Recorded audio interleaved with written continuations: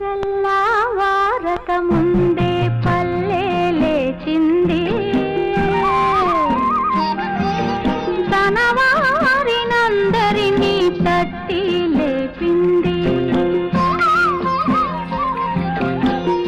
ఆదమరచి నిద్రపోతున్న తల్లి కోడి అదిరిపడి మేల్కొంది, అదే పనిగా కూసింది. తెలుగు దుస్తులేసుకొని సూర్యుడు తూర్పు తలుపు తోచుకొని వచ్చాడు.